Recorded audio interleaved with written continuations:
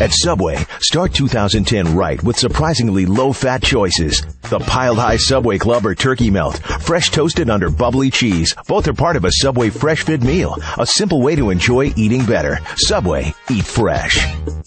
The BS Report is a free-flowing conversation that occasionally touches on mature subjects. First of all, This is the BS Report with Bill Simmons. it might be cool, I don't know. And if it's not, I don't The care. BS Report with Bill Simmons. Bill Simmons works for ESPN. He's also named the sports guy, and he writes a comical sports column. He must be a popular dude. The BS Report. It's got a real dirty sound, like a rusty steak knife cutting through a well-aged steak. Now. Here's Bill Simmons. It's becoming a tradition on the BS Report, the Mega Playoff Podcast. Mike Lombardi, Aaron Schatz, and Chad Millman on deck. But first, on the Subway Fresh Take Hotline, Cousin Sal, as always, what's happening? What's that? This is very, very overwhelming, this 3D mega podcast you've set up here. Yeah, if you wear your 3D glasses, you can see it in 3D. It's exciting. Yeah. It's kind of like the USA for Africa for balding sports nerds. Oh, I see. I want to be Dan Aykroyd. The camera just catches me, but Sure. I'm really paying attention. See, 3 years from now, it might be a 7-guest podcast. It might last for 8 hours. Wow. Right. So you're feeling good about your Cowboys. They dominated the Eagles yesterday. Eagles couldn't get anything going. McNabb was running for his life. Now, do you think, what are the odds that the Eagles play that bad 2 weeks in a row? No, it's not going to happen. Like I was talking to my buddy Darren back home about big Cowboys fans, and it's like I'm so nervous, and the fact that they moved it to Saturday night kills me too. I don't know why. I'd see everything as a negative, that we blew them out, that we get moved to Saturday night. They're just setting us up again. But And you and I, we were talking about this yesterday, Yeah. and I'm going to have to look this up because I did the research either last year or 2 years ago, but something is funky about that round one Saturday night game. Year after year, it is not a traditional playoff game and either has like a giant monkey wrench or it's like comes down to the last play, but it's always memorable for some way. And I think, what was it last year? last year was the Chargers-Colts, I believe, was the first round game. And the second round Saturday night game was Panthers-Cardinals, which killed everyone too. So Right. And the Chargers-Colts game was a good game, if I remember. that was a really good game. Yeah. So it's you're either going to get dramatic or some sort of weird upset where Philly wins by 30. That could be it. Yeah, they blitz Romo. I think Andy Reid is slightly smarter than Wade Phillips, and he's going to be able to adjust more. And there's big plays coming up and everything. I'm already a ball of nerves about it, or a bundle, whatever. All right, so give me the TV schedule. What's the first game on Saturday? I haven't looked. I've avoided everything. 1:30 Eastern, Jets at Cincinnati. That's an awful one. I'm sorry, that's 4:30 Eastern. Right, 1:30 West. Right, and 8 p.m. Eastern, Philly at Dallas. And then Sunday at 1 Eastern, Baltimore, your New England Patriots. And 4:30, Green Bay at Arizona. Oh, I like how they There are did that. 3 rematches from yesterday. Right. Well, the Baltimore, New England, if they had played that one as the later game on Sunday, that would have been a potentially freezing game. At least we'll have the That would sun. have been fun. That would have been fun. Yeah, Arizona I don't like doesn't leaving matter. off the week with a game we saw last week, like Green Bay at Arizona. I'm sure it'll be fine, but I don't know. Couldn't Roger Goodell say, no, we screwed up the seedings, and none of these games you saw 12 hours ago are going to appear again next week. We're going to mix it up. Well, isn't this the single most disappointing potential matchup of like the 17 different variations that this could have gone?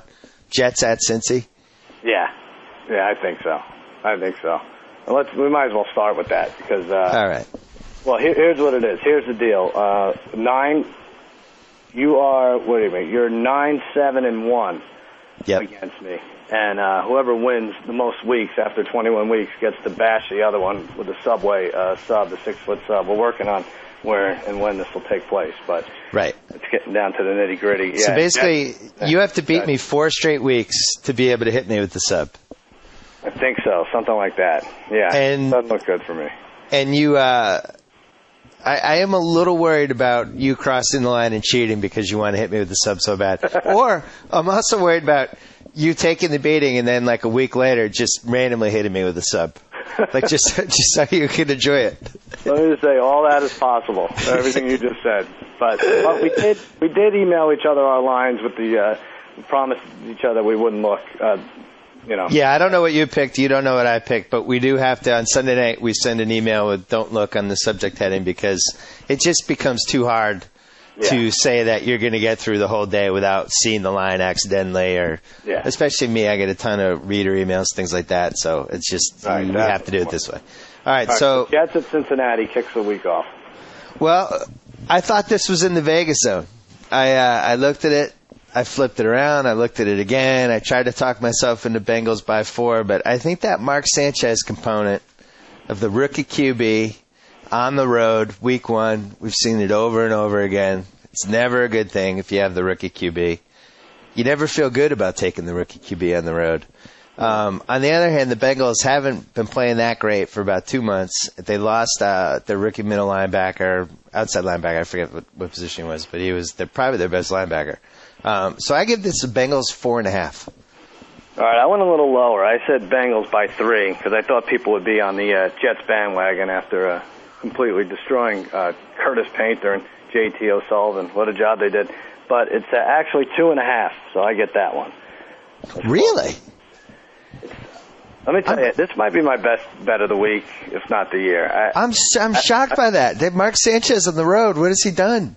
I agree. Hostile environment. Crowd's going to go wild. A lot of emotion for Chris Henry. I think the Bengals my Lord. Play here. That's a terrible. I can't believe that.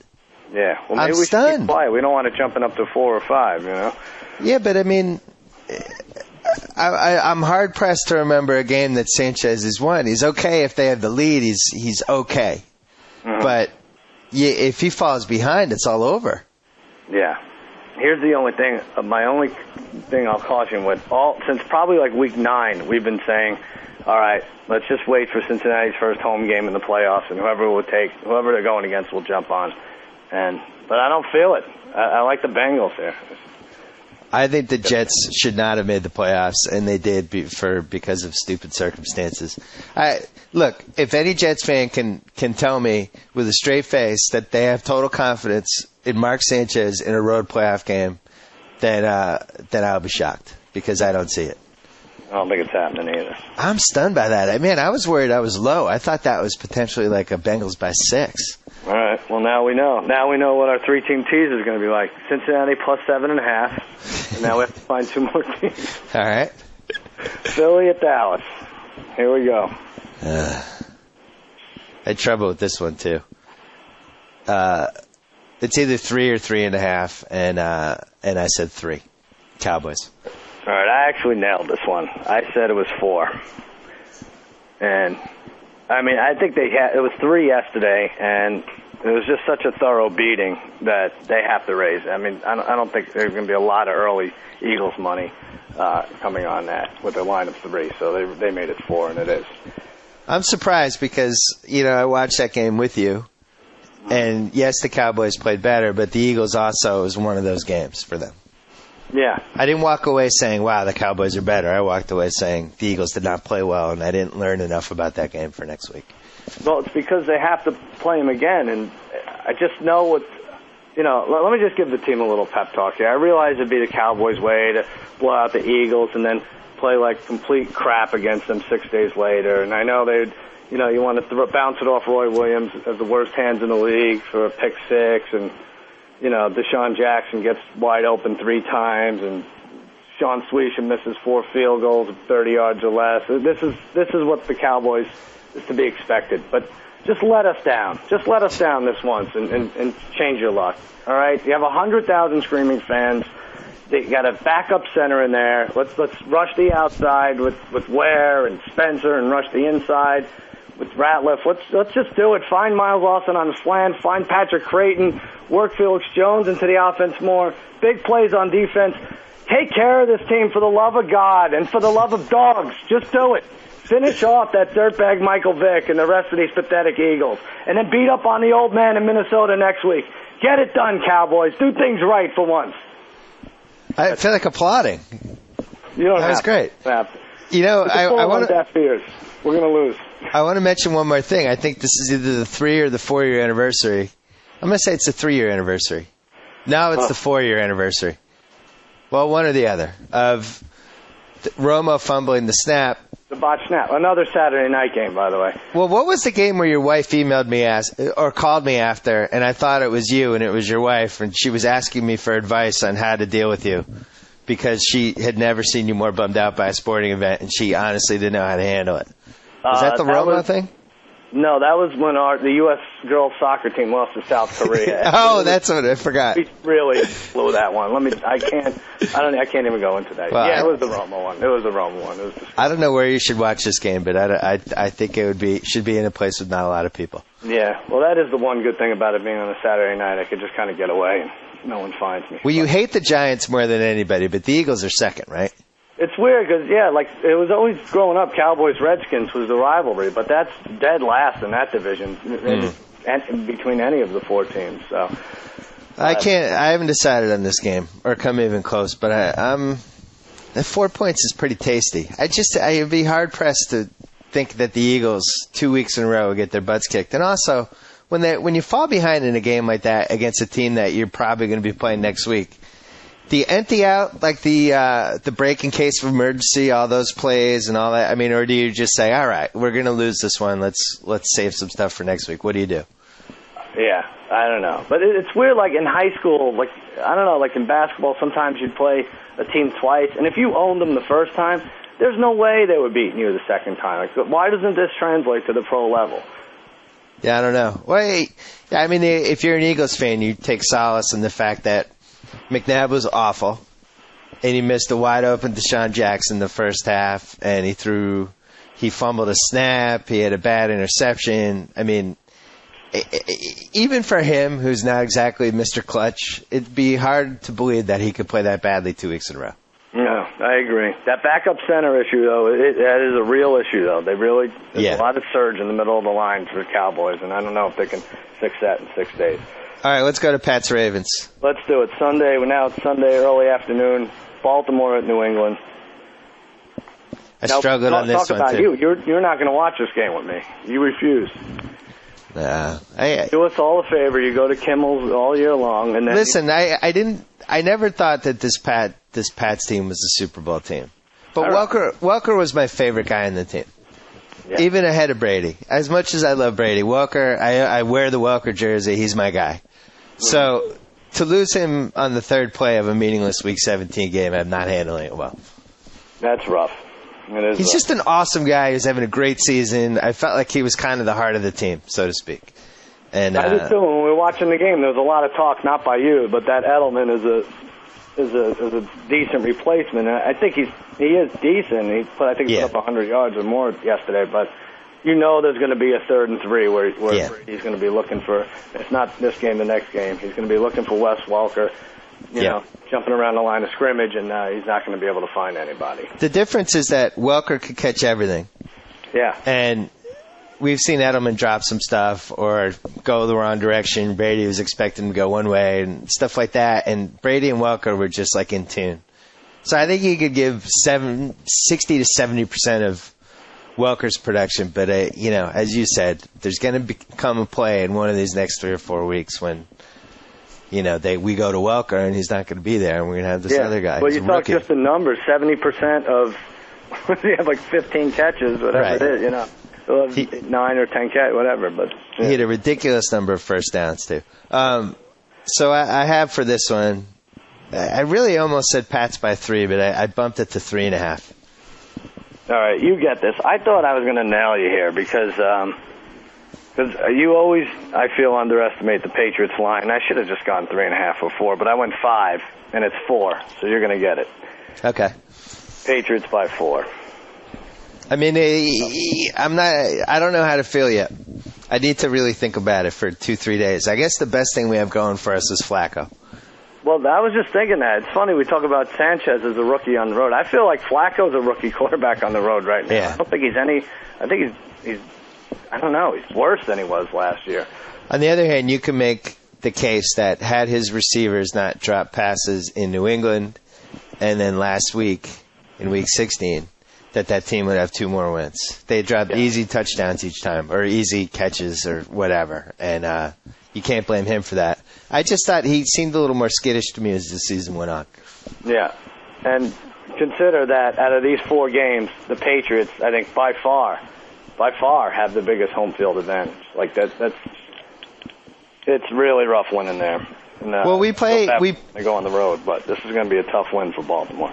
So you're saying out of the 4 home teams this week, you think the Patriots have the best home field advantage? Easily, right?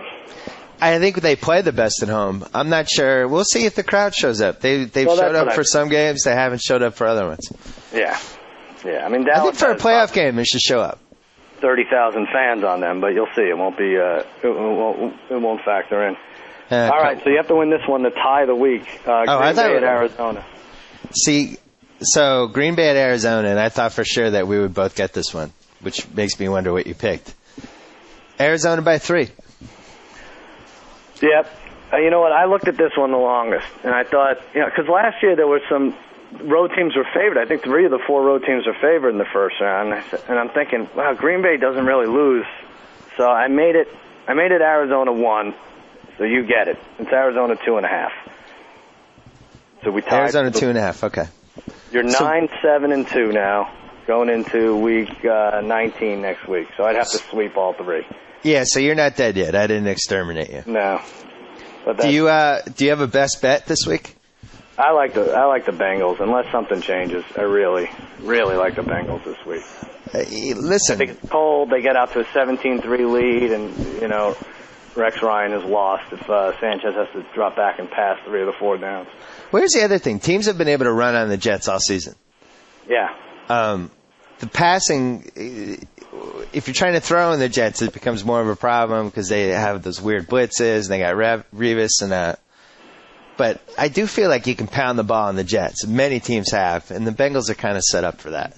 Yeah. That just looks like, God, how many times do we have to see the rookie QB suck in a playoff game? Vegas is reading way too much into that win yesterday. No Cedric Benson. No one was trying for that Bengals team. Well, I guess if you were arguing against the Bengals, you could make the case that they lost 2 key guys, Chris Henry and then the rookie, and then they really haven't played that well for about 8 weeks. Yeah. I don't know why I like that. I think I kind of like that because there's always a team that surprises you. It's like, oh yeah, this is they'll play the best that they could play, and then next week they'll. Well, then the other part is they do have, I'm always scared of those teams that are playing for, in this case, they're playing for the defensive coordinator's late wife, and they're playing for Chris Henry. So you have real emotion. Like, this isn't a team that's going to just pack it in. Like, they've endured a lot this season, and I don't see them being like, oh, yeah, let's lose to Mark Sanchez at home. Like, they're not going to roll over. Yep. I like it. Do we like a tease? Well, I mean, I think the Bengals win, and I think the Patriots win, and the other 2 are tough. I think that Pats game is a stay away. Yeah, I know. I feel the same way. I just think the Ravens are dangerous. Like, they've proven that they don't care where they play, and they can always get big plays. They have pretty good defense. Maybe the Packers getting more than a touchdown? These are tough games. Yeah. Yeah, there's supposed to be at least one easy one for us on this wild card. I will say that I think the Cards are the possum team in round 1. Really? They're a good home team that makes plays, that has a good crowd. The Packers have everybody a little too excited. The Cards rolled over last night. Peter King had it in his column today. They had 2 choices. They could have either gone vanilla or they could have tried to win the game. And once it became clear that their game didn't mean anything, they went vanilla. And now everybody's like, Green Bay killed the Pack. No, actually, the Cards didn't try last night. So, yeah, I don't know. I'm worried about both. All 4 home teams aren't winning, but I like Cincy and I like New England. So if you had to pick one road team, who would you take? I'm going to say the Packers, but you could read into it how scared I am of those Eagles. Well, I'll say the Packers. I think the Ravens are the best bet because it just feels like a. No. I just think the line's a point too high. I think that's a 3-point game that comes down to the last 5 minutes. Yeah. All right. All right, Cousin Sal. Brady goes nuts and doesn't leave anything up for discussion. I hope so. Well, now it's finally come out that he has 3 broken ribs and a broken finger. Yeah.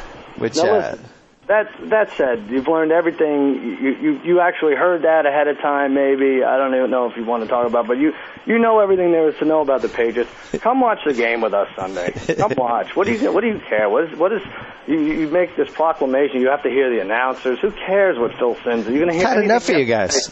He's going to say on Inside the NFL. You're going to miss Carolla ranting about. Well, I don't even know what he was talking about yesterday. I thought Carolla finally broke his streak of not talking about serial killers behind bars who are allowed to have kids with unconjugal visits. That was good. He broke the streak at 8. There you go. We have to go. We have to continue the Mega Playoff podcast. All right, go to it. Talk to you next week. All right, buddy. See ya. All right, let's go to one of our go-to guys from the National Football Post, our friend Mike Lombardi. What's happening? Happy New Year, Bill. Happy New Year to you. All right, well, let's start with the Pats. Welker. Are we done? Well, I don't think so. I think Julian Edelman played a really good game yesterday. Obviously, the Texans aren't what I would call a stellar defense, but, he has quickness in the slot, and he can do some things. And, certainly losing Wes Welker is not an easy endeavor to overcome. However, that being said, they're going to plow forward and be able to move the ball effectively against Baltimore because Baltimore's weakness is in their secondary, and it's going to take two guys to cover Randy Moss. Cousin Sal and I were talking about, yesterday we were saying Edelman may be 60 to 70% of Welker's production. The difference is that Welker catches everything. And also, in that 3rd and 4, 3rd and 3, 2 minutes to go, whatever, where you have the quarterback and the receiver in tune. Now you're trusting a rookie in that spot to make that cut and make that quick catch or whatever.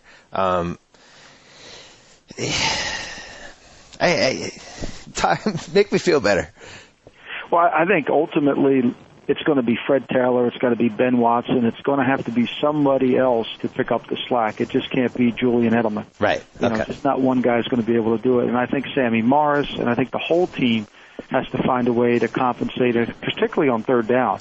Now, what will happen is, now they don't have to double the slot receivers, so things are going to change dramatically on how they play against the Patriots offense. So therefore, that'll be a different look, and that'll take the first quarter to kind of see where it is. Typically, when the Patriots play an opponent, they know Welker's getting doubled, they know Moss is going to get doubled.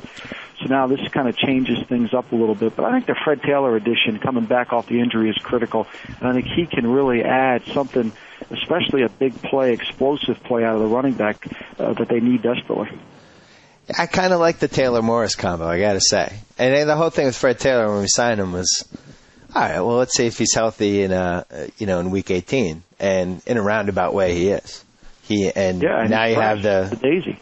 And he's crafty.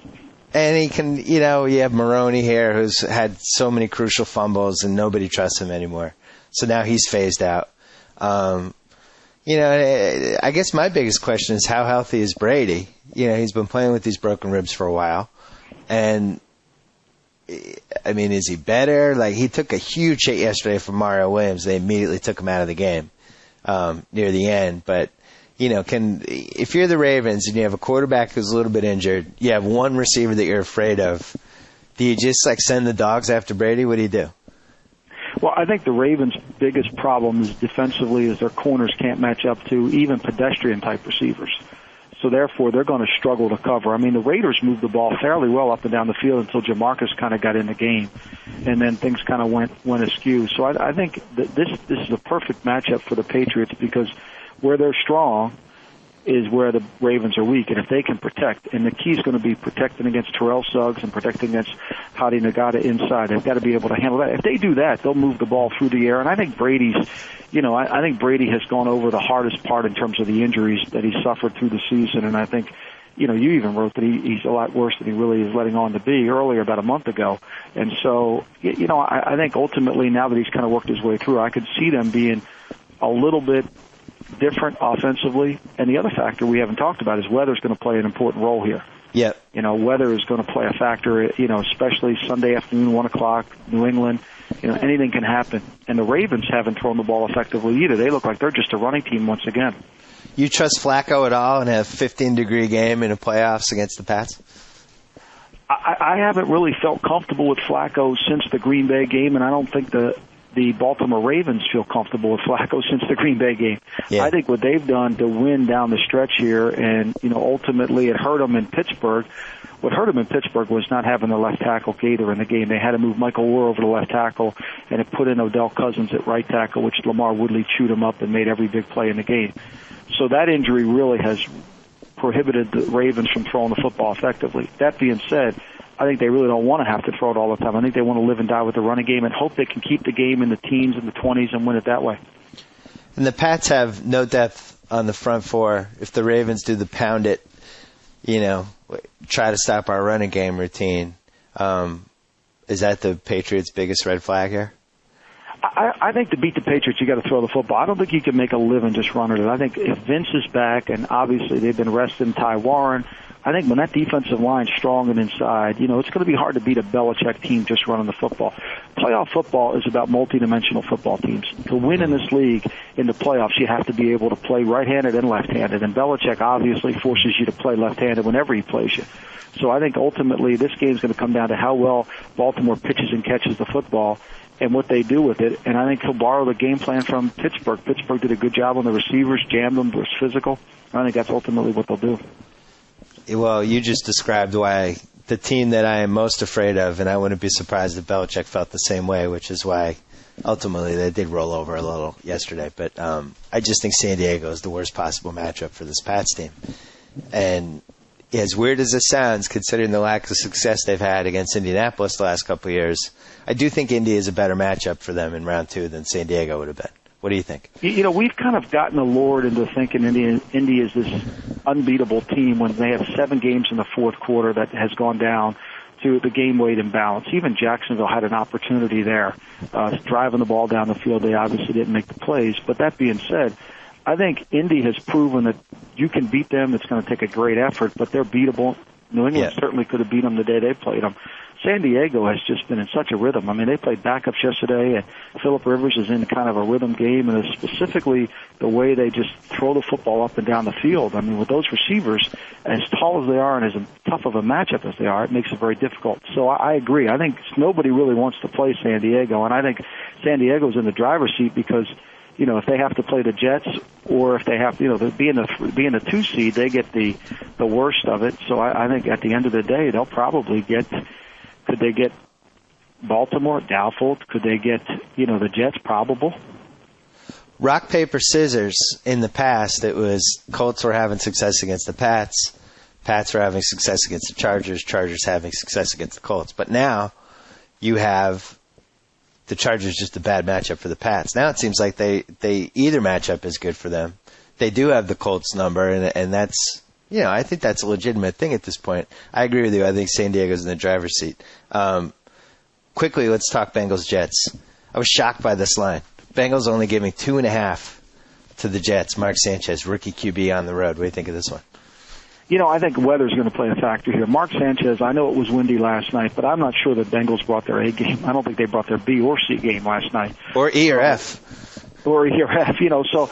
I think Mark Sanchez struggles with wind. We've seen it time and again, and I think the weather in Cincinnati is going to dictate this game, and really got to pay close attention to that. And I think Cincinnati obviously has got to find a way to defend this running game that Bill Callahan, the offensive line coach at the Jets, has really done a great job this year designing.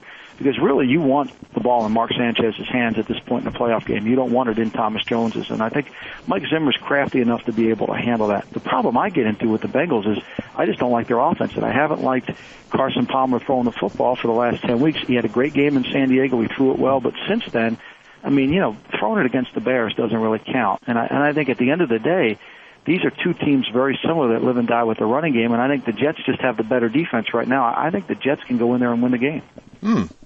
Well, the Bengals offense really hasn't been the same since Chris Henry got hurt. And it's just, for whatever reason, it was like the one big play guy they had, and since then, they basically have let the other team hang around in every game they've played or gotten beaten or whatever. People double Chad Johnson, and then they say, okay, Andre Caldwell, you win it. Laverne Coles, you try to make a play. Look, when the when the Miami Dolphins didn't sign Laverne Coles and they needed a receiver, that told you what they thought about Laverne Coles. So, they don't have a receiver when they lost Chris Henry that can really cause any win a one-on-one matchup. Here's where the VP of Common Sense comes in.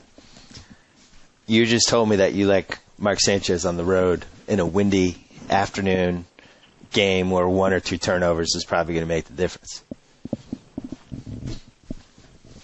Well, but see, Carson Palmer is windy and turns the ball over, and I think the Jets' defense is what I like more than I like anything else.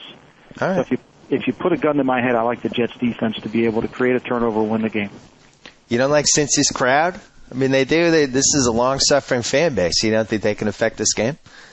I think they just struggle to block the blitzes, and I think Rex Ryan, this time of the year, unpredictability always weighs a lot into game planning, and I think when he can do things like he does, it makes it very difficult, and especially just to shut down a running game. I mean, that's not again, to win in the playoffs, you have to be more than one-dimensional, and I don't think the Bengals can prove to me that they are more than one-dimensional. All right. I like the fact that you like the Jets. This makes me feel better about how much I like the Bengals. Cowboys-Eagles, did we learn anything yesterday or throw it out? Well, you learned something because I think at the end of the day, the Cowboys have been able to run with New Orleans Saints wide receivers, something I didn't think they could do earlier in the year. They pressured Drew Brees with their top 3 defensive linemen, Spencer, Ratliff, and, of course, DeMarcus Ware. They did that against the Saints. They played extremely well. Now they go and do it against Philadelphia, another speed team, fast break type of offense. And when Philly can't make big plays down the field, the results are pretty typical. They can't score. They cannot matriculate the ball, barring Hank Stram's line, consistently down the field. So if you stop the big play from Philly, you got a chance to beat them, and Dallas has been able to handle that. Now, Jay Ratliff, the nose tackle, tough guy to block, even when they had Jamal Jackson in the game. Nick Cole comes in as the starting center. No, he can't block him. He can't move his feet laterally. There's matchups all across the board that the Eagles can't win, and that's what gives it so much problem.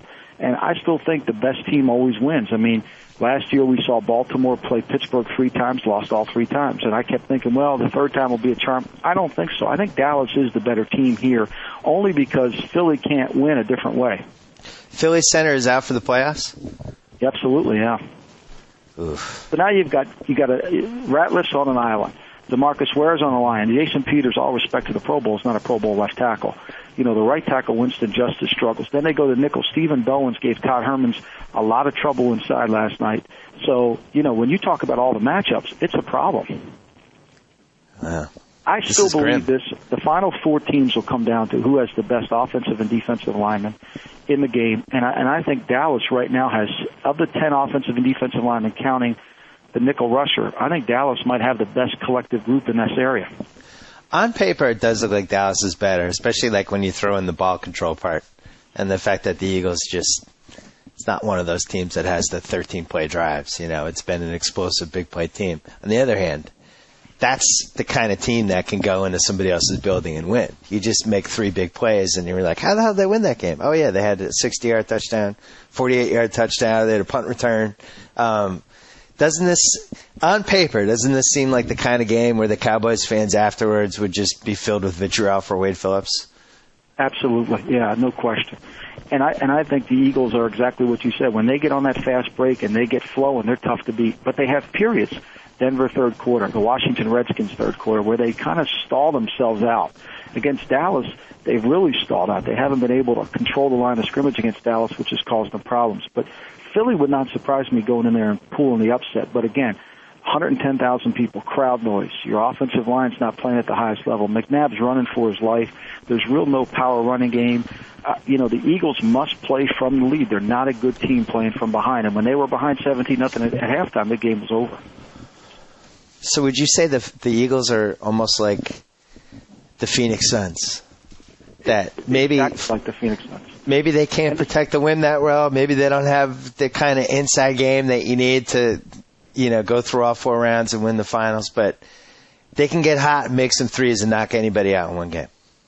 No question they can do it, and so can the Saints. And what helps the Eagles and the Saints is when they play with the lead, it makes their defense better.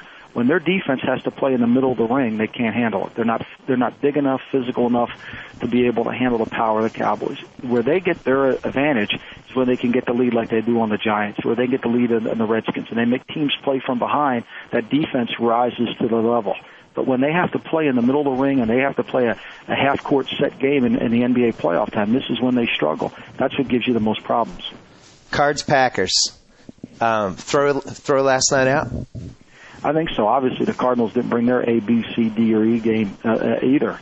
You know, and the Packers, again, the crew is going to be really, really important to figure out which crew's umpire in this game, because the Packers want to get their hands on the receivers. They want to jam the receivers. They want to be physical with the receivers. And if the crew calls a tight game, this will benefit Arizona. If they don't call a tight game, it benefits the Packers. Packers are in a rhythm. They can move the football up and down the field. I think it'll be a great game. I think it'll be a high-scoring game. I think ultimately what's going to determine the game for me is the Cardinals lost their left tackle, Mike Gandy. Critical injury. Jeremy Bridges is now playing left tackle. I don't know if he can handle Clay Matthews. If the Packers get pressure on Kurt Warner, force him to move off the spot, I really like the Packers here in an upset. And Warner has been a little hit or miss. And they've been hit or miss at home. Yeah. And they've been hit or miss at home. And so, you know, now Chris Wells is a factor. I think this is going to be a fast-paced type of game.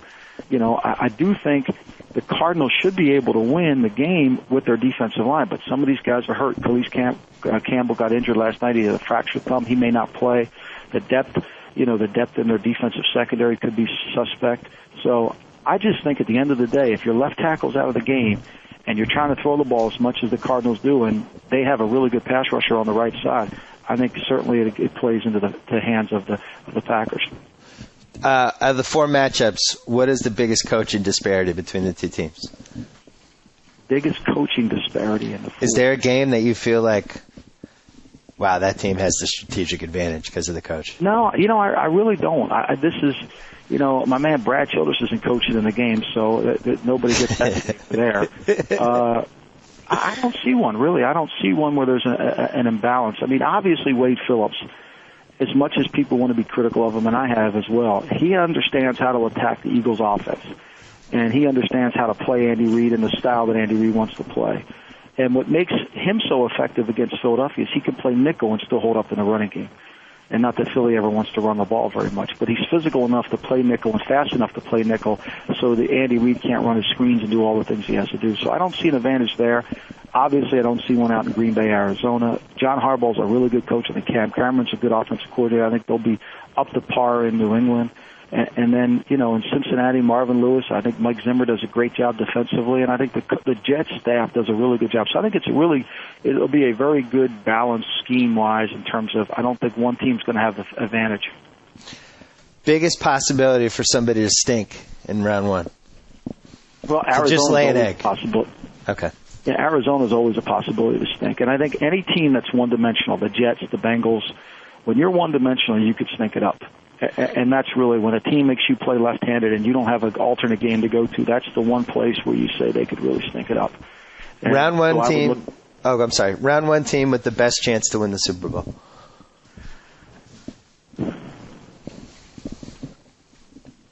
Dallas, without a question. I agree.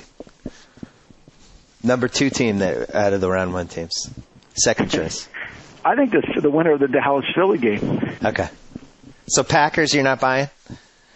I just think the Packers, it's all predicated on how the game's officiated. They're so heavy on their hands, and they get so many penalties called on them in terms of how they try to disrupt the passing game. Baltimore makes too many mistakes, penalties in their game to really give a sense that they can go upset anybody, and I think Baltimore's a little too one-dimensional. Your Super Bowl matchup at gunpoint. Let's go Dallas, San Diego. Wow. So you think Dallas can win this Eagles game, and then in round two, they would go to Minnesota and beat the Brad Childress gang. And then from there, they would, the way you have it, they would beat the winner of the Saints-Packers game. And potentially have a home game if it's the Packers. Right. I think the one thing the Cowboys have an advantage here is when they go up to play Minnesota, they've already played a better Minnesota in Philadelphia. So it'll be easy or transitional in terms of your game plan and preparation. All right. Well, we'll talk about Minnesota next week, but we both agree that this is not the same team that it was 8 weeks ago for talent reasons, not as much as teams figuring them out, right? And then they had some injuries. I think the middle linebacker really hurt them. They seem like the secondary. I think they go outside. People can if you can't run with these receivers of the Saints and the Eagles, you're going to get into some problems, and it's going to create. And you can't win games. I mean, I know everybody wants to talk about the running game, but playoff time, it's about the team that can execute the passing game and can rush the pass and can control the line of scrimmage. Are we sleeping on the Saints a little bit? I think a little bit. I think the Saints could be like the Cardinals last year. Once they get hot, once they get back. But again, the Saints are like the Eagles, or the Eagles are like the Saints. They got to play with the lead. They like to play from ahead, and they want to play fast break. And like your analogy on the 3-point teams, they get hot. Drew Brees gets hot. In playoff time, they can go a long, long way. And that defense is all tied to their offense, just like Philadelphia. Lombardi, you can borrow my 3-point thing if you want. I'm going to give that to you as a late Christmas gift. I'm not. I have no pride. I'll steal from you, no problem. So we'll see you on the NFL Network all week. We'll see you on Inside the NFL, potentially. Yeah, I hope to be on Inside the NFL. Never know, but I'll be on NFL Network a bunch. I'm out in Los Angeles now. We're going over these coaching changes. Okay. I don't really care about coaching changes. I got to say, I think it's only when you're worried about who you're looking at in the game. I only care about coaching changes if the new guy is Art Shell. Then I care. Then I'm like, I'm going to make some money. All right. How about Vinny Nelligregro? You don't care about that one either? I mean, come on. In basketball, I think but I mean, in football, it's like, can anybody really go into Buffalo and turn that around? Joe Meade. Yes, Marty Schottenheimer can. Bill Cowher can. Well, see, I think Marty Schottenheimer is the kind of coach that Buffalo should hire. I think they should hire his son, because then you get Marty to come in there and help him. I mean, he could be defensive coordinator. Or he could just be kind of the voice of common sense there. It would be ideal for Buffalo. Be a smart play for Buffalo to hire Brian Schottenheimer, get a little offense going, have a guy who's been a part of the organization before, has played there, and really can tell you how you're going to, because Buffalo's a unique setting. You just can't go into Buffalo and think you're going to throw it 75 times and win games, because look at that weather yesterday. I'm going to leave you with one last thing, and then we're letting you go. I think what happened yesterday with the Eagles was perfect for them, because the expectations were a little too high in the Philly area. You know something about this. And now everybody is locked out. The expectations are properly low, and it just seems to me that the stage is now set for everybody to just come scurrying back in the bandwagon if they do well this week. What do you think? Nothing better in Philadelphia than a week to blame Donovan McNabb, even when it's not his fault. So that's what happened all week. If they lose next week, that's it for him, right? I can't imagine that would be it for him. He's played too well. He's carried that. Really? Too well. God, how many years in a row can this go on? I don't know, but I'll tell you what, the alternative without him, I'd like to watch that. I know everybody thinks that they can go on without him, Kevin Cobb and all that, but I just, there's too many times where he's stacked and he gets out of it. So you think McNabb-Reed can just go on indefinitely for the rest of our lives? I think they're going to. I think McNabb can play till he's 40 the way he's throwing the ball right now. Oh, this is great. The Eagles fans are driving into oncoming traffic right now. No! I love it. This is the perfect week for Philadelphia. It's cold, and they can blame Donovan McNabb for everything. Mike Lombardi, talk to you next week. Thank you. Thanks, Bill. All right, next guest, head of FootballOutsiders.com, a frequent guest of the BS Report, Aaron Schatz. What's happening? Time to renew our fun playoff relationship with the podcast. In my opinion, Week 18 is when you have the most importance of any of the NFL weeks for the BS Report. Because this is when you have 17 weeks of data that you've compiled. You have all these different ways of figuring out statistically the right matchups, who's a little bit worse than maybe we think, who's a little bit better, and all that stuff. This is your glory. Week 18 is your glory. I'll be even better to Week 19. You think so? I'll have even more time to analyze the specific matchups. With all of the rematches this week, we're going back, and Barnwell and I are going to watch rewatch those games between those teams to try to figure out, my God, what happened to Carson Palmer and other things like that. So, let's talk about that first. Bengals Jets. Cousin Sal and I guessed the lines before, and I was a little bit surprised. I thought the line would be higher because Mark Sanchez on the road, and the line is actually Bengals 2.5. Who is better statistically, Bengals or Jets? Jets. There's no question about it. In fact, I wrote something at Football Outsiders last week about how I was going to be really angry if the Jets, backed into the playoffs at 9-7, against Colts and Bengals teams sitting their starters.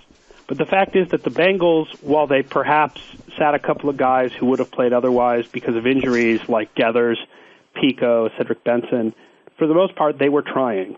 And the Jets destroyed them. and clearly made a case for themselves as a legitimate playoff team. Certainly not one of the best teams in the AFC, not in the level of the Colts and Chargers, but the Bengals are the pretender of this year's playoff teams. They're 20th in my ratings for the season. Ooh. And they were 17th before this week, so it's not like this one game dropped them down. And their run defense has been poor all year. They were third going into this game in the official NFL stats, which is running yards allowed per game. But they were 20th in the Football Outsiders run defense numbers because of adjusting for opponents and adjusting for situation and adjusting for the fact that one reason why teams weren't running on the Bengals is that they were winning games, and so teams were trying to pass to come back. So, for the Jets to run all over them really wasn't that big of a surprise. My only counter would be that deep down, that game meant more for the Jets than the Bengals. And you could say, like, oh, yeah, it means a lot for the Bengals, but, Oh, there's no doubt it meant more for the Jets. Yeah. And that if that was the playoff game, Demito Pico was questionable, Robert Geathers was questionable. That's two of their starting four linemen. Obviously, that's going to improve their run defense some. Those guys would have played. Cedric Benson would have played. But still, there's no doubt that Revis Island did take away Ocho Cinco, combined with, whatever injury he had. And they don't really have a lot of receivers other than him. And they give up runs. And the Jets are a team that's built on running and defense. And I wouldn't like Mark Sanchez on the road in San Diego. I wouldn't like Mark Sanchez on the road in Indianapolis. I wouldn't like him on the road in New England or even Baltimore. But that Cincinnati team is built for the Jets to beat them. Now, can't you run on the Jets, though? Can you run on the Jets? Yes. You can run on the Jets somewhat, and they will. But their run defense has been surprisingly strong, even with the Chris Jenkins injury. In our ratings, they are number 1 in pass defense, by a big margin, by the way. And they're number 8 in run defense. So they're reasonable against the run. The thing about the Jets is they can't pass. They have a rookie quarterback, and we've gone back to rookie quarterback struggle, okay? Flacco and Ryan were exceptions. Sanchez is doing what you expect rookie quarterbacks to do. He's struggling. And Leon Hall, by the way, speaking of Revis Island, Leon Hall Island did a pretty good job with Braylon Edwards.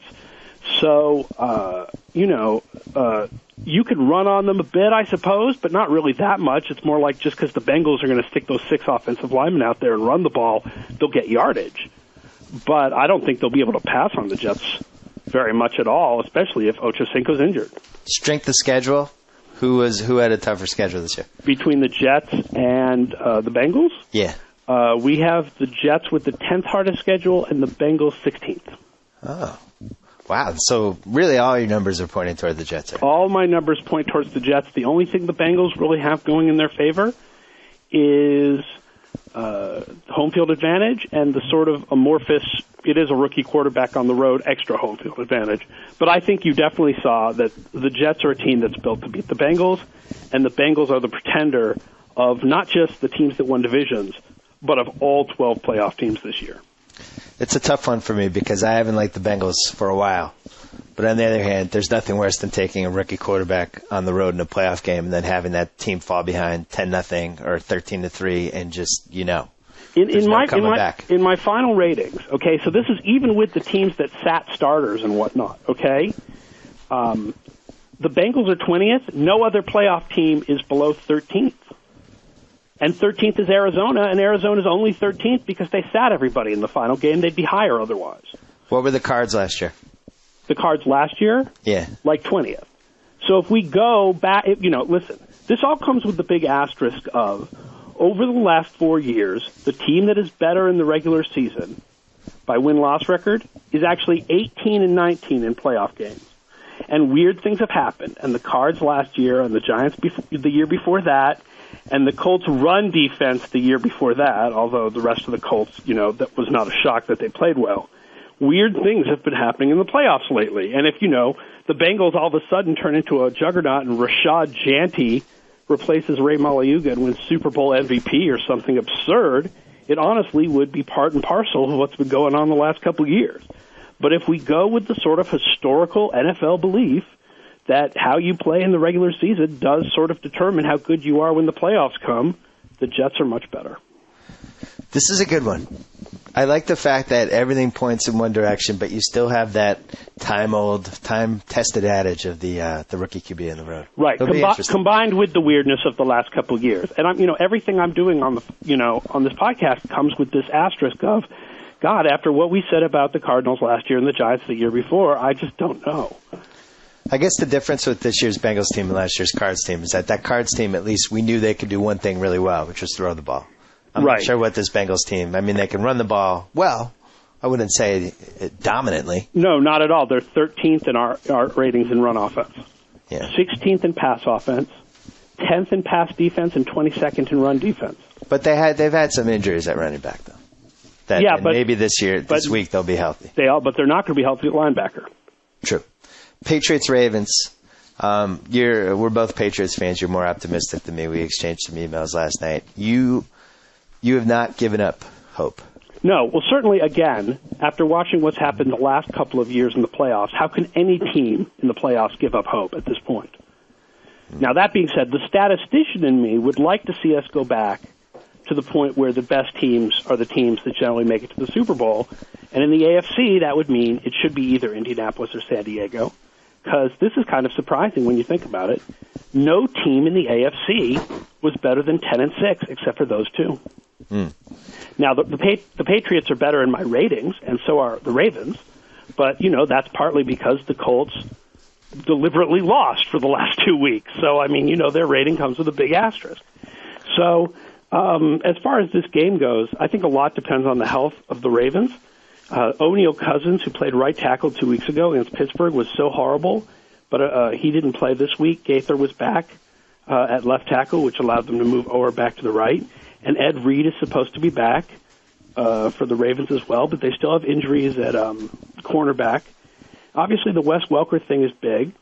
You want to believe that Belichick will be adaptable and will go to more running, more double tight ends, except, one, the Ravens have a pretty good run defense, and they're a team you want to pass against because of the injuries in their secondary. And two, the last couple of years, Belichick has not been as adaptable as he had been in the first part of his career. They stick with the spread thing no matter what. It seems like no matter what the strength of the other team is, no matter what the score is, they stick with the spread thing, and I'm guessing they're going to stick with it again next week, except they're going to put Julian Edelman in there in Wes Welker's position. It's a pretty good point, and a point I've made a couple of times this year, that the once very inventive Bill Belichick, who always had teams on their toes and all that stuff, now they seem to have a pretty good idea of what to expect week to week with the Pats. Yeah, and that's depressing for me as a Patriots fan. Yeah. I liked the team that did everything at a B-plus level, figured out what you couldn't stop, and did that. I don't like this team with an A passing game that avoids the run, even though they can run when they want to, that has holes on defense, that it seems like there's this hubris of we're not going to stop doing what we want to do no matter what you're doing to us. Now, I should say the Ravens end the year as the number one team in our ratings for the year. Oh, that's interesting. And, I was going to ask that because they have had one of those years where they've lost some, reminiscent of some of the Eagles seasons. Where yes, in fact, they are only the second wild card team to be number one for the year. The first was last year's Eagles. Yeah. And they are the worst one-loss record to be number one for the year in our ratings, beating the record of 9-6-1 set by last year's Eagles. And they've had a couple games this year where you're like, man, if they had made that one play, they win the game. Right, and they've also had a ridiculous number of penalties. There's something like second or third in the league in penalties. And a lot of the kind of penalties they get are penalties that don't count in my ratings because, in general, they don't correlate with losses. Yeah. A lot of times, teams with a lot of defensive pass interference or teams with a lot of unnecessary roughness, it doesn't actually correlate with losses because those penalties kind of indicate good defensive play that is always on the edge of getting flagged. And a lot of the times, those are good defensive plays that aren't getting flagged. Now, it's possible Baltimore has just committed so many of those penalties that they kind of break the rules, and the penalties are a serious super problem for them on defense. Well, we saw it in the first Cincinnati game. They lost that game because of dumb penalties. And the second Pittsburgh game. Yeah. They lost the second Pittsburgh game because of dumb penalties and O'Neal Cousins, and they won't have O'Neal Cousins starting against the Patriots. What do your numbers say about Flacco? Anything? He's good, but not great. I definitely think he's a good young quarterback on the rise. But, if you look, Chris Holtich from the league office said to me, when you look at the playoffs, it seems like every team has a superstar quarterback except Baltimore and the Jets. And I think that's true. I don't think Flacco qualifies as a superstar quarterback yet. I would put Palmer in that group, too. I just don't. I think he's still down. This year was terrible. But if you look at what he's had to work with for the year, I mean, he's got one receiver. Well, in Hard Knocks, who was the tight end that went down? That was their starter, right? I don't remember. I must tell you that I have never watched Hard Knocks. Oh, boo. Well, you're crunching numbers. It's a big time for you. But they lost their starting tight end. It was like the whole episode was geared around it. And it doesn't seem like he's that little security blanket. Right? The Christian rock dude, right? Is that who that is? No, the other guy who was like the good guy. He was Reggie Kelly. Yeah. But he was never really a pass. He's not a pass catcher. He's a blocker. But it doesn't seem like Palmer has that security blanket of either the slot guy well, you know who that security blanket was? It wasn't a tight end. It was T.J. Houshmandzadeh.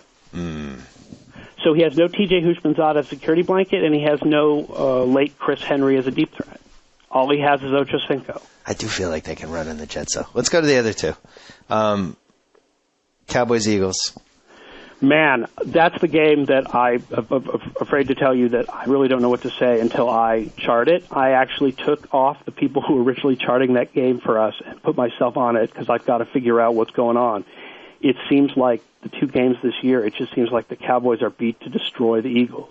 Even though in my ratings, the Eagles ended up third for the year, the Cowboys fifth, but they're really close together.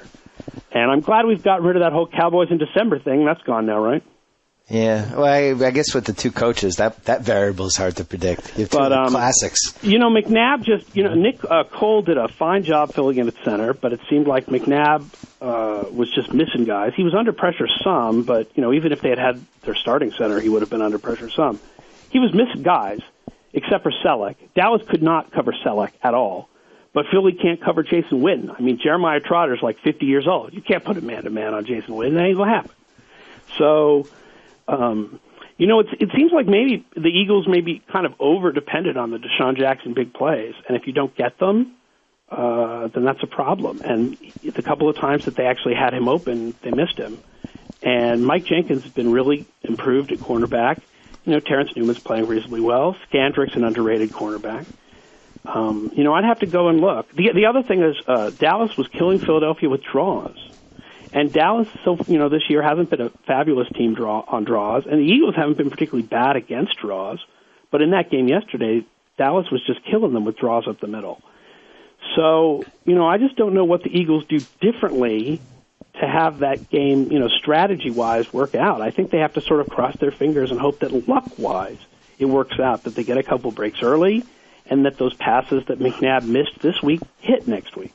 You're following Mike Lombardi. I made the analogy that they remind me of the Phoenix Suns. If they hit 60% in their threes or whatever the number is, they're going to be unstoppable. But if the threes aren't going in, they're in trouble. You like that? Yeah, although I think I trust Steve Nash to distribute the ball more than I trust McNabb. A very fair point. Yeah, but Jackson, as you said, Jackson was open a couple times in that game, and specifically one early on that he had like 4 steps on the guy. McNabb just missed. And there were a couple of Macklins over the middle where Matt was like slightly behind, and Macklin probably should have caught, but and then Macklin dropped a couple of them, which McNabb actually did throw them well, it's frustrating because when you look at those two teams, they should be even, and yet Dallas just keel-hauled them. Well, the one difference, I think, is that Dallas does have long drives, and they do have those.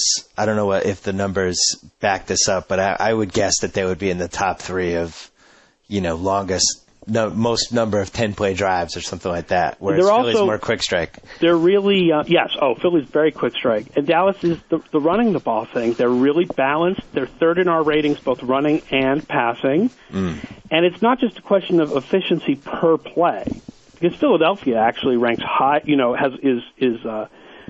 rank-wise at least, they're higher in running than they are in passing. But Dallas will run a lot, and they're much more balanced, and that extends drives. They keep the ball with runs. And then there's, they have multiple weapons for passes, not just the running backs, but Witten and Miles Austin and Patrick Creighton and that other guy who is terrible. The guy they spent a first-round pick on, who's really like their fourth best receiver now. The guy I murdered, who helped murder my fantasy team. Yes. Yeah. It does seem like Felix Jones is getting better and gaining steam. I feel differently about him. He's just kind of inconsistent. I don't think it's a question of gaining steam. I think we're just catching him after a good couple. We're catching him healthy? He's just inconsistent. Cards, he's a real Packers. boom and bust runner who's inconsistent. Cards, Packers? Oh, man, I hate to say bad things about the Cards after what they did to me last year, but by our ratings, it's no question. Packers are the number 2 team for the year, and they are the number 1 team in the weighted rating that puts less weight on earlier games. The offensive line has been playing better. Rodgers has been taking fewer sacks. The defense hasn't struggled at all, despite the loss of Al Harris and Aaron Campman. I keep expecting teams to just constantly throw long on Tramon Williams, waiting for arm bars. It hasn't happened yet. That being said, it's not like the Cardinals were trying this week, so it's you can't. I'm going to go back and watch Philly-Dallas, but I'm not going to go back and watch Green Bay-Arizona to try to figure out what's going to happen in the second game because Arizona didn't care. They played vanilla, and they played Leinart and Brian St. Pierre for crying out loud. So it is strange that the Cards aren't getting big plays this year. Well, the Cardinals are the lowest of the NFC teams in my ratings, but they're certainly not as low as they were last year, and they're artificially low because of Week 17. The thing is, my ratings have them as sort of kind of good in everything. So there's nothing that they are particularly fabulous in. Even their passing game, it's pretty good, but, they don't use a lot of tight end stuff. The running back passes aren't that great. The short stuff's not that great, especially if Bolden's hurt, by the way. They had the easiest schedule in the league by my numbers.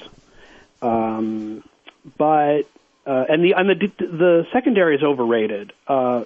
Dominique Rodgers-Cromartie was one of the worst Pro Bowl picks. Not the worst. Brian McKinney probably was the worst, but he gets picks.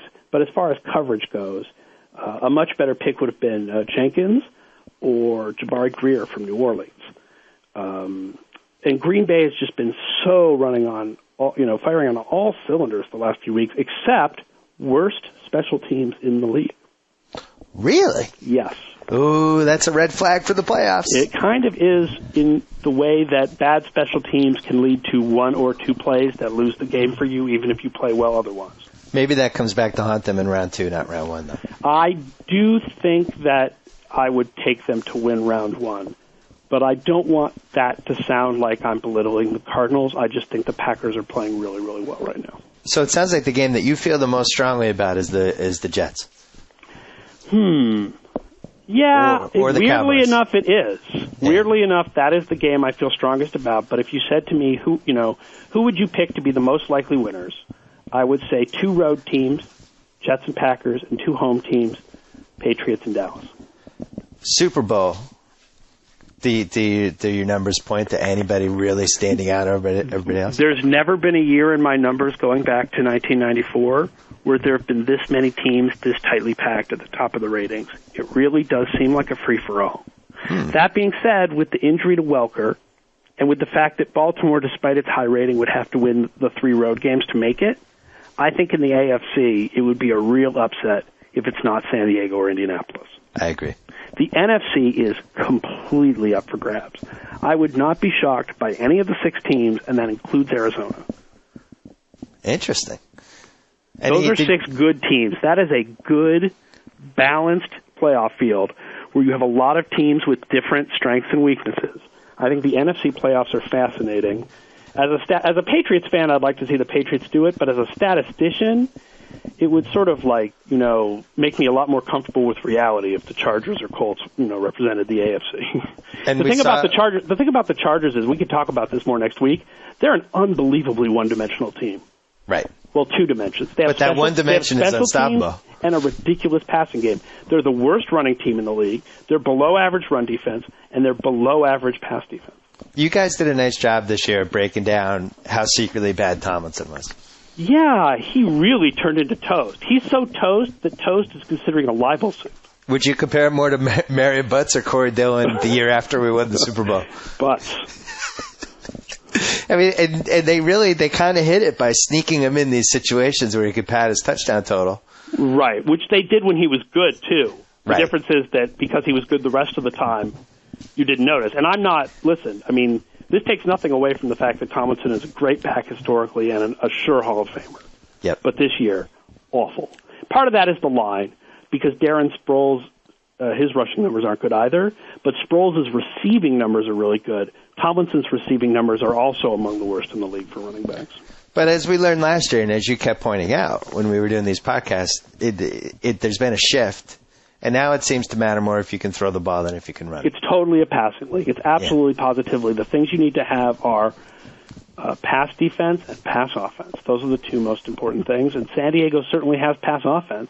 Their pass defense, I still think, is mediocre, but it's better than their run defense. Their run defense is terrible. All right. We'll talk to you next week. Aaron Schatz, FootballOutsiders.com. You got anything coming up this week that we should read? Like on a Friday, Thursday, anything? The usual Football Outsiders stuff. Final ratings will go up Monday late afternoon. BCS preview from our college stat guys probably Wednesday afternoon. And then Friday, usual wild card breakdowns from me and Bill Barnwell. And I'll have even more matchup stuff for you next week when we get to the divisional round, which is a terrible name, by the way. Can I just say that? Divisional round. What does that mean? I like round two. Round just two go round one, round two, round three, Second Super Bowl? round. Yeah, that's a good idea. All right, talk to you next week. You got it. All right, new cleanup hitter for the Mega Playoff Podcast this year. Our Vegas expert, Chad Millman from ESPN The Magazine. He's on the Subway Fresh Take Hotline. What's happening? How are you? How does it feel to be the Vegas expert? Feels good. I've been striving for that for years. Yeah. I mean, this is exciting. What better week than round one of the NFL playoffs, Super Bowl odds, plus a couple college bowl games left? It's a huge, huge week. It's there's more activity than you could expect to take on the first weekend of the new year. Before we hit the pros, did anything wacky, crazy happen with any of these college games so far? Well, I was a little surprised by Cincinnati, Florida, just because, going into it, everybody talked about, all the sharps that I spoke to talked about motivation being a key factor when you're talking about bowl games and sort of betting on the bowl games. And Florida is one of those teams that had every reason not to be motivated. They weren't in the BCS title game, which is what they had been playing for all year. Cincinnati, meanwhile, had their coach walk out on them and had to prove that they belonged in this BCS conversation.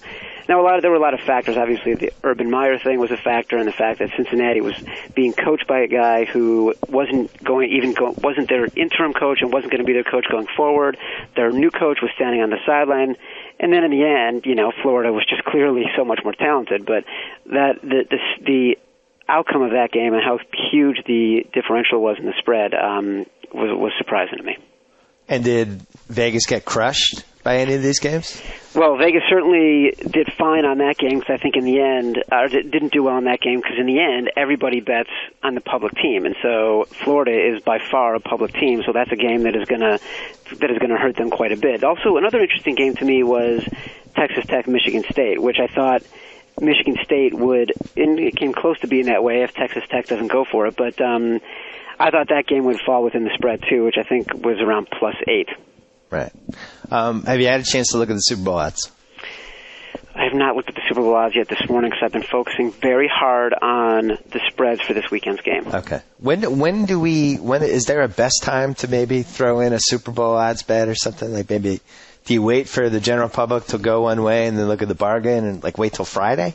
Well, the best time is actually the beginning of the year. There's 10 years ago, people were getting the Rams at 200-1. That's why they stopped making spreads that were the future odds that were that high, because people were getting paid $200,000 on the Rams in 1999. So it's even hard to find odds that are bigger than 75 or 100-1 now. But the one thing that I saw last week before the games were played was the Packers going off at 22-1. And which just seemed remarkable to me, because the only thing you're thinking about when you're thinking about future bets is value. Is you don't want to bet the Patriots, you don't want to bet the Colts, you don't want to bet the Chargers, because those are the teams you're not going to make any money on, or you have to put a lot of money down in order to make a lot of money. But the Packers going off at that number with the way they're playing just seemed like a no-brainer of a bet. I bet them in August, and I got them at 25-1. So well, there they you really go. helped me. Vegas had my money, and they made interest on it for the last 4 months. Well, maybe you'll Thanks, make Vegas. it back, though. You could make it back. All right, the best bank account there is. Let's go the AFC first. Bengals Jets. Yeah, this is an interesting one because this is actually a game. A lot of times at the end of the year, you get these repeat matchups, and you'll get them with Dallas and Philadelphia, get them with Arizona and Green Bay, Cincinnati and the Jets. I think this game is actually a good indication of what could happen next week. I think it opened at 4. There's a couple places where you can get 2.5. I think there's a bunch of places where it's now down to 3, which means people are betting on the Jets, and I think that's the way to go in this game. The Jets have a great defense. They have a great run defense. They have a great running game. Cincinnati, Carson Palmer, it's a fine line in the NFL when you go from being a pinpoint accurate quarterback to just being old and a little bit off your game. And the last 8 weeks of the season, he looked like he crossed it. I mean, even though he only played half a game yesterday, that was a pathetic showing. And he had pathetic showings all year. There's one game he passed for 95 yards. I mean, this team has not been winning by the strength of Carson Palmer and its offense. And so, to me, the way the Jets manhandled them yesterday, even in the first half when the Bengals were supposed to be playing well and playing hard, I think that was just a bad situation for the Bengals. And I think the Jets they might not win, but certainly if you were able to get them at -4, I think that was a good play. You mean +4? Yeah, I mean +4. And probably almost like a +180 money line, too. Yeah. That's probably dropped, too. Yep. Here's my counter to everything you just said. Yes. On Sundays, you make a tweet where you post the 4, maybe 3 or 4 teams that the public loves. Yeah. And then the 4 or 5 teams that the Sharps love. And the Sharps usually like teams that the public loves that they've kind of overvalued. Yep. Aren't we set up for this scenario with Jets-Bengals? I mean, the public loving the Jets or the Sharps loving the Jets? The public loving the Jets, and then the Sharps because the public loves the Jets a little too much. Maybe going toward the Bengals as a value pick. I think that could be by the end of the week, but already the lines have moved from opening at Bengals -4. Now, at several offshore books, it's -2.5.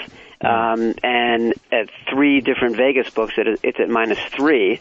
And so that tells you already that the Sharps have played the Jets at +4. So the line has already moved in the direction of the Jets. Now, it could keep going that way, and then come Saturday and Sunday when most of the public is playing the game, it could shoot up a little bit, and then maybe the Sharps will play the other side. But right now, they're all going towards the Jets. Ravens-Patriots. The Patriots are favored by 4, I believe. This was surprising to me because when these teams played earlier in the year, the Patriots were favored by 1.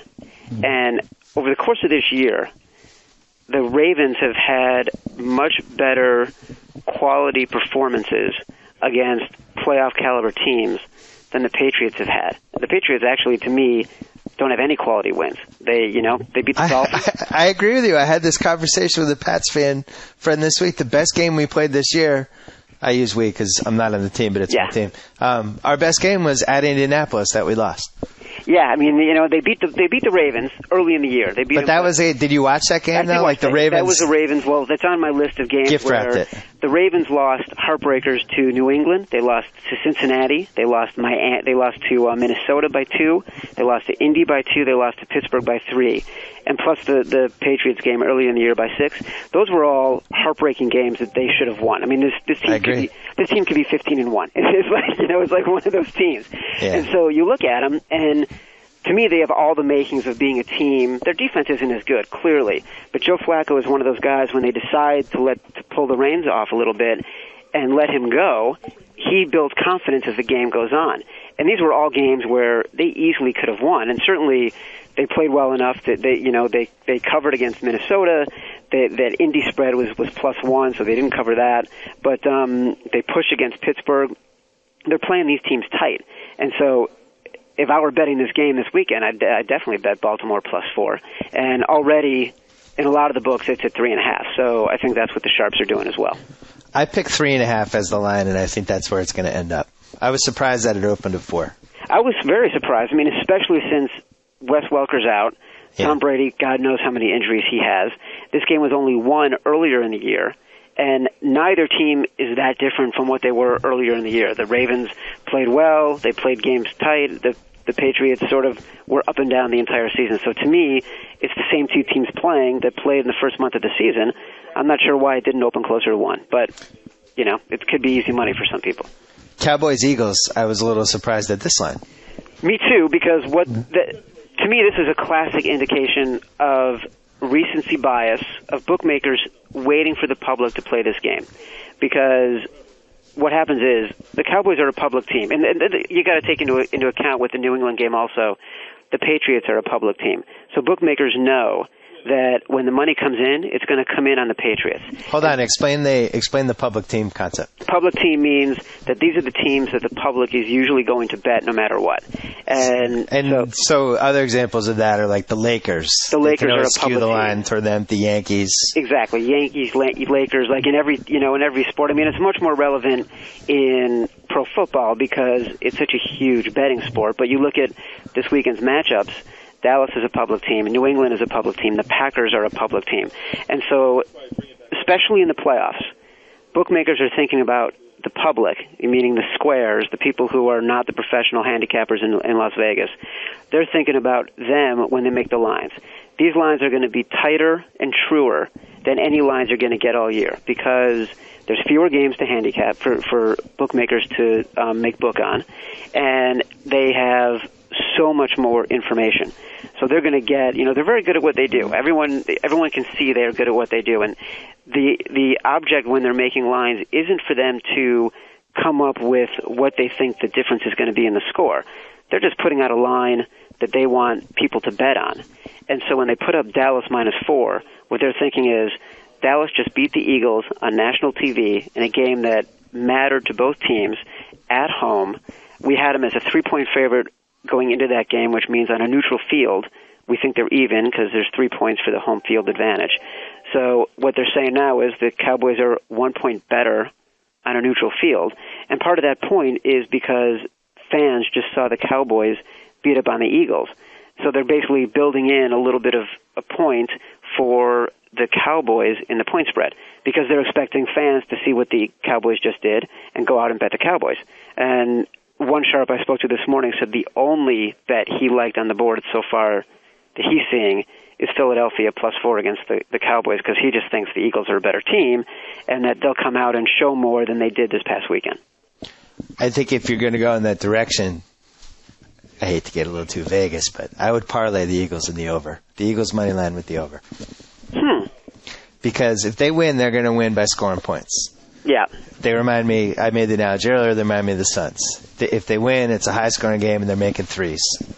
And in this game, so you got the money line maybe like minus or +175, maybe +180 for the Eagles. Right. The over-unders, whatever. Parlay that together, it's almost 4-1.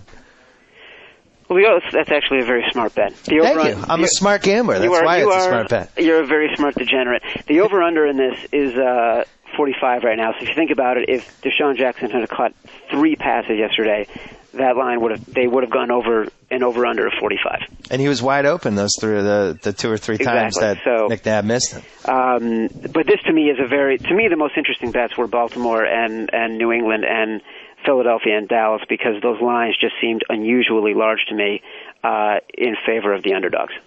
Cards, Packers. Would you consider the Packers a public team or not really? Yes, the Packers are definitely. The public teams are the Packers, the Patriots, the Cowboys, the Steelers, the Colts, and depending on the year, the Bears.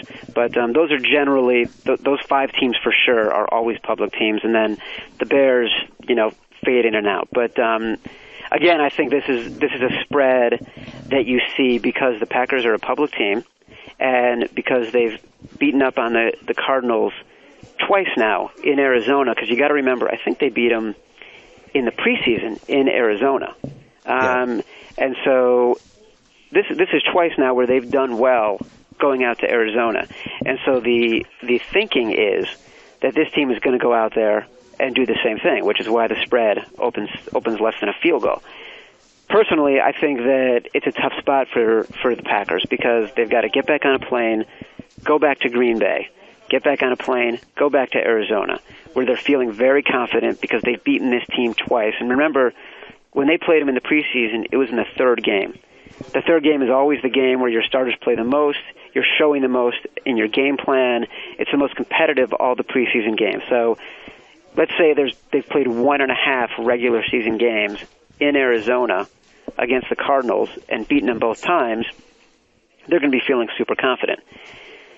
I don't know. You know, it's like this is why it's a difficult game, and this is why also the wise guys, they don't always bet every single game, especially in the playoffs. You know, one guy told me if I see one game that I like to bet in the first round of the playoffs, I'll be lucky, because they don't often see. The lines are so true and the matchups are so difficult. If they can't play anything, they're not going to play anything. And I think this is one of those matchups.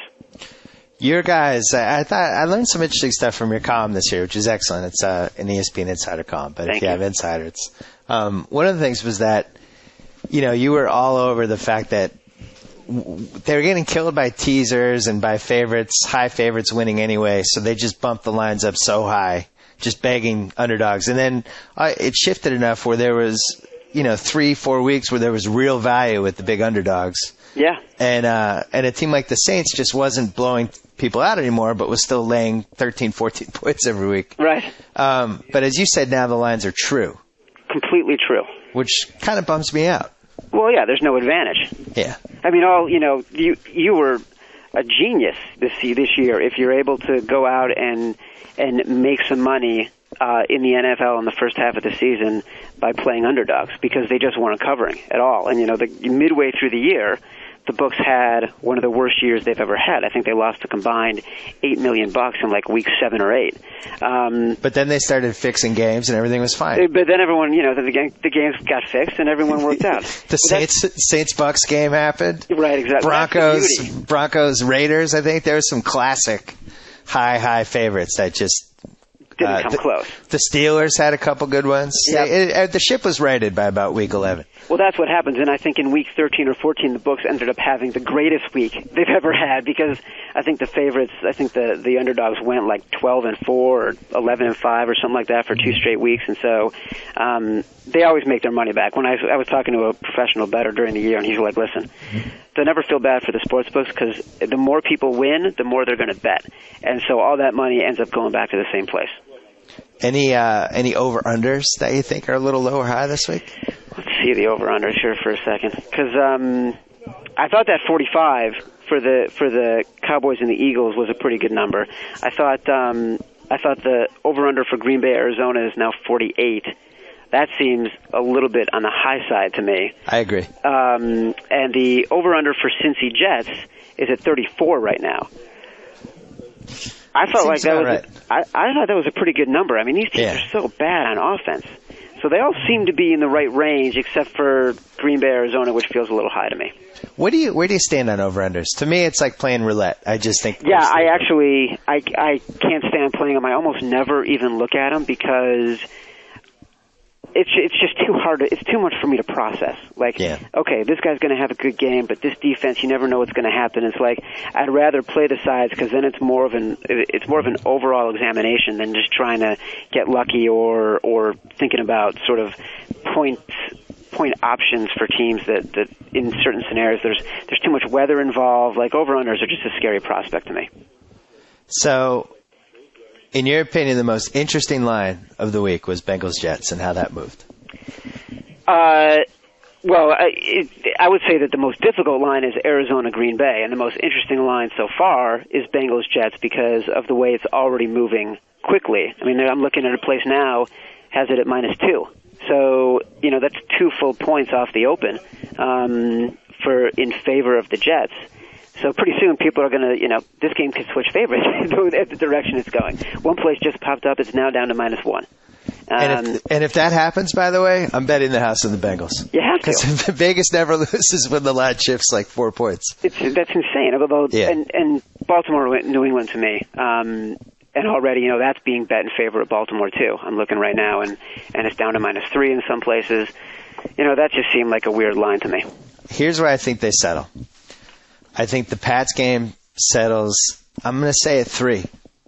I think it's at 3.5 until Sunday, and then it goes down to 3 with some late Baltimore action. Well, it's going to be hard to cross. It's always hard to cross a key number. Right. I think that the Jets-Bengals keeps going down and settles at about 1.5 for the Bengals. Well, it's down to 1 now, so it's in some places, so it might have to go up to 1.5 by the time it's down to 1 right now? There's a offshore book called Bookmaker that has it at -1 right now. Oh, but the Vegas public line is 2.5 still, I think. Yeah, it's settling. It's at 3 right now. You can get it at 2.5 at Planet Hollywood if you want. I think that settles at 1.5. Cowboys Eagles, I think settles at 3.5. I was going to say 3. 3, really? Yeah. And then Packers Cards, I don't think moves all week. I think it's you could be right on 3. that. Yeah, it could get even money. Or what's going to happen is it might get a little bit more play for the Sharps on Arizona, and then there'll be a lot of buyback from the public on Green Bay come Saturday and Sunday. What's interesting is that these lines aren't teasable. I mean, you could parlay them, but there'd be no real sense in no, not at all taking 6 points with any of these. I mean, I guess if the Eagles got to 4, maybe you could tease them to 10, but that doesn't make a ton of sense. You know what's interesting about the Packers? This is the most interesting thing that I was reading this morning. Their last 8 games, they're 7-0-1 against the spread. Ooh. Yeah, and they are, of the teams that are playing this weekend, they're by far the best against the spread. I think they were 11-4-1 against the spread or something like that. And I just think that's I have a reason for that. About. I have a reason for that. What? Because everybody watched that game when the Vikings kicked the crap out of them. Right. And it's just like, oh, yeah, they can't protect Rodgers. I know I was one of them. It took me a couple weeks to talk myself back into well, then they lost the next week. They lost the next week against Tampa. They lost Campman. And they haven't lost since then. Yeah. You know, they've actually won every game since then because Aaron Rodgers finally figured out when to get rid of the ball and how to get rid of the ball quickly. And so his sacks are down, and this is a much better team than it had been in the first 6 to 8 weeks of the season, which is why they're going to get so much public attention. That and the fact that the Packers. Is there a casino, that line, that is your favorite casino to check for the quote-unquote official line? Well, I go to the Hilton a lot because usually they're the first Vegas outfit to put a point spread up on the game. So I always you got to respect the people who are willing to take the chance and put it out, and not, so many other books will wait for the offshore books and the Hilton to put out their number before they put out their own number, so they can sort of see which numbers are getting pounded the most by the bettors, by the professional bettors, and where that line ends up. Maybe Hilton will come out Sunday afternoon, maybe it'll come out at 3, and it gets pounded a little bit to 2.5, and then the next day you'll see a bunch of books put out 2.5. But I also love the Orleans because I think the bookmaker there, Bob Scucci, is great. And I like Lucky's because Jimmy Vaccaro, who runs it, is such an old-school Vegas guy. Even if the numbers aren't great, which usually they are, I just like Jimmy because he tells a great story and has good reasons, and he's willing to take a gamble on a lot of games. So you have a column going up on Friday. I will have a playoff column on Friday. And then on Sunday, in the morning, West Coast time, like right around 11:30, 12 o'clock East Coast time, you post the public and the sharp trends. Yeah, absolutely. And what's your Twitter account again? My Twitter handle? Yeah. At Chad Millman. Millman. Well, check those because I think it's valuable, and you've posted those a couple times, and I realized that. I'm not saying I wager, I don't wager, but maybe if I had wagered, I was where the public was and not where the sharps was, and you just get this sick feeling in your stomach and you want to throw up. I can't tell you how many times I've changed my mind when I've heard from guys on Sunday morning on games, and it usually works out for the better. This weekend I had the Bengals like all week. Every sharp I spoke to was like, I'm taking the Bengals +8. I'm taking the Bengals +8. And when it happened, and I saw like what was happening, like it was 14-0. I went to bed. I'm like, there's no way I'm going to cover this game. You wrote a couple times about this one batter. Damn it, I should have written it down. He had like a handle. But he was doing phenomenal, and there were some championships of the handicapping championships or whatever. I'm in the middle of a column about him right now that I'm going to put up today. Fezzik, that's who it was. Fezzik, who and this guy was in the zone all year. Yesterday, he finished first in the Las Vegas Hilton Super Contest for the second year in a row.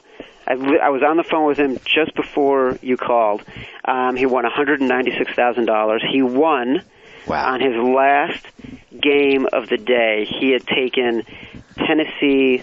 I'm giving away my column right now, but he had taken Tennessee -4. The guy who he was playing against, who was in first place going into the weekend, had Seattle +4, and Fezzik won on that play when Chris Johnson may or may not have scored a touchdown. And then he saw Seattle drive and, give it up in the red zone. But he won $196,000. He won the second year in a row, which is... Wait a second. What was the final score of that game? 17-13. So it was a push? It was a push. So he won on a push. He won on a push. Gotcha. Yeah. And, it was, it's winning it's like winning the Super Bowl 2 years in a row. I mean, there were 330 guys in the contest. It's all the cream of the crop, though. It's the cream of the crop. It's the premier handicapping contest in Vegas. There's probably 15, 20 handicapping contests that you pay anywhere from $500 to a few grand to join at all the different sports books around Vegas, and all the handicappers actually join all of them. But this is the one that everybody wants to win the most because it's the biggest deal and has the biggest payouts. Wait a second, so I could join this? You could join this, sure. I'm joining. Join next year. Oh, I'm so excited. Yeah. Why don't we both join? We'll get ESPN to pay for it. Well, let's do it. Oh, that would be dicey because then we'd have to split the profits with them. I want to join, though. I'd love to get my ass kicked in this. It's fun. Well, for Fezzik to win that twice in a row is the equivalent of not a poker player winning the World Series of Poker, but I forget what the smaller event is that only the hardcore big pros are that they have before the World Series of Poker. And it's really tough to win that one 2 years in a row because you're going against the top 250 guys pros. Or whatever. Yeah. Yeah, he won it. It's pretty amazing. Well, let me ask you this. Why doesn't Fezzik have a Twitter account? Fezzik likes to stay low, man. It's a great handle. I love it. I'd love to know how old is Fezzik? Is he like 40s, 50s? He's in his 40s. He's my hero. You might have to, for a late Christmas gift, you might have to at least hook me up with his email so I can feel like I know him. It's a great nickname. He's a huge fan of The Princess Bride. I figured. Yeah. That is amazing, though, to win that 2 years in a row out of 335 people. Yeah. Amazing. And he's walking away with $196,000 to boot. I'm in. We're both in next year. Let's make a pact. We'll split it. All right. We'll talk to you next week on the Mega Playoff Podcast. Talk to you. Until then. All right. That wraps up the Mega Playoff Podcast. Hey, Joe Mead. Yes. How did your life change after I threw you in my column last week? Unbelievable experience, Bill. Thank you. It really hasn't changed that much.